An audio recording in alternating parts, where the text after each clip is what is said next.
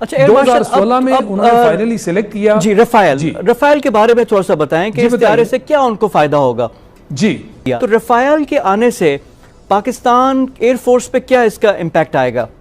जब भारतीय फजाइया ने रफाल तैयारा सिलेक्ट भी कर लिया और अपनी फोर्स में इंडक्ट भी कर लिया, इस मूव का पाकिस्तान एयरफोर्स पे क्या? आपका बैकग्राउंड भी हमें पता है, F-16 लाने वाले आप थे, उसके बाद जो JF-17 है एज चीफ प्रोजेक्ट डायरेक्टर भी आप उसको सर्व किया। रफाल जो है असल में ये भी एक ग्रुप है जहाज़ों का ना, ये जनरेशन वाइज जहाज चलते हैं। पहले थर्ड जनरेशन जहाज थे, फिर फोर्थ जनरेशन जहाज आ गए। ये फोर्थ जनरेशन है क्या? व्यूअर्स के लिए थोड़ा सा एक्सप्लेन कर दें। फोर्थ जनरेशन, फिफ्थ जनरेशन ये है क्या, जरा एक्सप्लेन कर दें व्यूअर्स के लिए।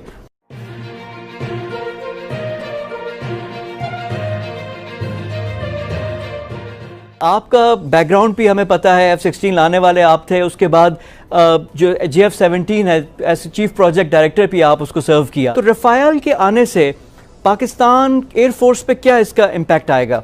बात यह है कि JF-17 की जो बैकग्राउंड है, जब हमने JF-17 शुरू किया था 90 की दहाई में, उसके दरमियान में, तो उससे कम से कम 10 साल पहले भारत ने भी एक तैयारा बनाने का काम शुरू किया था जिसका नाम इन्होंने LCA रखा था, लाइट कॉम्बैट एयरक्राफ्ट, और बाद में अपनी ज़ुबान में उसको तेजा का नाम दिया गया।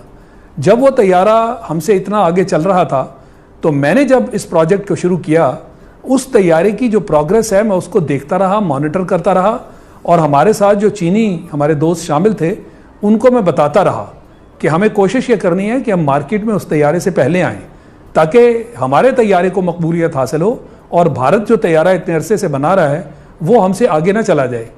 और हमने माशाल्लाह वो तैयारा बड़ी तेज़ी के साथ उसको आगे बढ़ाया और भारत उसमें नाकाम हो गया। आगे तो क्या जाना था, वो बिल्कुल नाकाम हो गया, और हद ये हो गई कि उसकी अपनी एयरफोर्स ने वो तैयारा ख़रीदने से इनकार कर दिया। लिहाजा वो भारत की जो इंडियन एयरफोर्स है उसको वो तैयारा कभी भी ज्वाइन ना कर सका। ये है ज़मीनी हक़ाइक़। इस वजह से जो भारत के जहाज़ हैं उसके फ्लीट में, उसकी इन्वेंट्री पर, वो पुराने होते गए और वो लाइफ एक्सटेंशन भी वो लेते रहे, मगर अब वो वक्त आ गया जहां उसके जो पुराने जहाज़ थे उसको फ्लाइंग कॉफिन्स का नाम दिया गया, यानी वो परवाज़ करने वाले कफन बन गए उनके पायलट्स के लिए।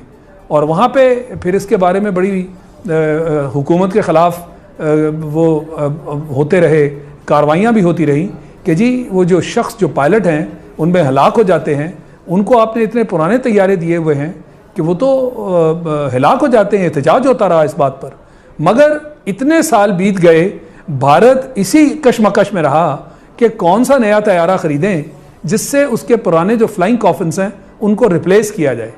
और वो उसी कशमकश में और उसी तगोदौ में आज का दिन आ गया।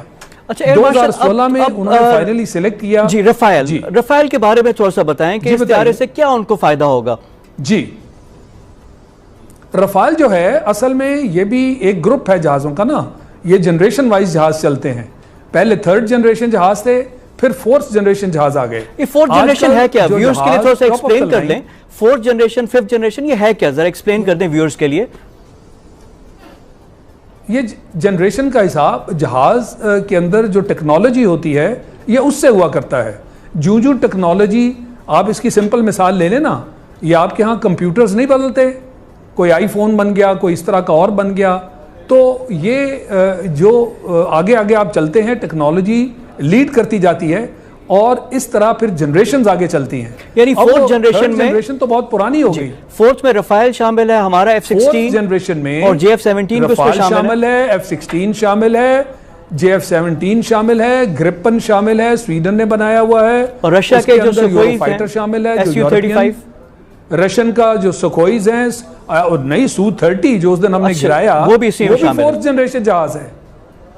तो अब बात पूछने वाली ये है कि ये जो मोदी साहब जो तशरीफ लाए टेलीविजन पर और कहने लगे अपनी शर्म को छुपाने के लिए दुनिया के सामने कि अगर रफाल होते तो नतीजा कुछ और होता। अरे भाई, नतीजा कुछ और ना होता। हमने आपका फोर्थ जनरेशन जहाज जो टॉप ऑफ द लाइन आपकी इन्वेंट्री पे है उसे गिराया, अल्हम्दुलिल्लाह। तो नतीजा सिर्फ जहाज़ों से नहीं आया करता, नतीजे के पीछे जो चीज़ें होती हैं वो इससे बढ़कर हैं। उसके अंदर आपके पास आपकी क्वालिटी क्या है, ये it is the man behind the gun that matters. तो वो हमारी तरबियत क्या है, हमारे जज्बे क्या हैं, आज तक हमने क्वालिटी को देखा है, हमने क्वांटिटी को नहीं देखा। भारत तो हमेशा हमसे क्वांटिटी में ऊपर रहा। 65 की जंग में उसका यही हिसाब था, हमसे कितना गुना वो बड़ा था, आज भी वही हाल है। तो इसलिए हम क्वांटिटी का मुकाबला क्वालिटी से किया करते हैं। ये बात समझने वाली है। अच्छा एयर मार्शल, कभी समझ नहीं आएगी। ठीक है, आपने बात की। अब पाकिस्तान को क्या इस पे करना चाहिए? पाकिस्तान, अब J-10 की भी बात हो रही थी, हम भी मजीद किसी जहाज के लिए जाना चाहिए या अपने इसी इन्वेंट्री पे इन्हिसार करना चाहिए? जी, मैं उसके बारे में भी आपको अपडेट करूं। जब हमने JF-17 बनाया था तो हमने उस वक़्त इतना हमें एतमाद हासिल हुआ, क्योंकि पाकिस्तान में जहाज़ की डिज़ाइनिंग डेवलपमेंट कभी भी नहीं थी। ये कामरा, ये तो हमारी एक ओवरऑल फैक्ट्री थी। जब JF-17 के दौर से हम गुजरे तो हमने इसको कन्वर्ट कर दिया डिज़ाइन एंड डेवलपमेंट, यानी एक मैन्युफैक्चरिंग का वहाँ पे हमने उसकी बुनियाद रख दी और उससे इतना एतमाद हमने हासिल किया। ये मैं बात कर रहा हूँ 2004-2005 की। तो आज तकरीबन 15 साल में हमने इतना एतमाद हासिल कर लिया और उस वक्त भी हमारी विजन यही थी। उस वक्त की विजन में हमने लिखा हुआ है कि ये 4th जनरेशन जहाज़ है, अब दुनिया चलेगी 5th जनरेशन की तरफ। तो जब दुनिया 5th जनरेशन की तरफ चलेगी, पाकिस्तान खुद से 5th जनरेशन जहाज़ इंशाल्लाह बनाएगा। उसमें हम किसी की मदद हासिल नहीं करेंगे। पहले तो हमारे साथी थे चीन वाले, तो अब हमने उसकी मदद हासिल नहीं करनी और 5th जनरेशन जहाज़ के लिए हमने अपना सारा काम जो है वो शुरू कर रखा है। और इंशाअल्लाह आप सुनेंगे कि 5th जनरेशन जो इस वक्त 3 मुल्कों ने बनाया है और उनमें से सिर्फ एक मुल्क है जहां वो जहाज ऑपरेशनल हुआ है और वो है अमेरिका, JSF-35 के नाम से। और रूस ने जो बनाया है, इसी तरह चीन ने जहाज जो बनाया है, वो अभी तक ऑपरेशनल नहीं हुए। यानी इस दौर का अभी आगाज है और पाकिस्तान इस दौर में दाखिल हो चुका है।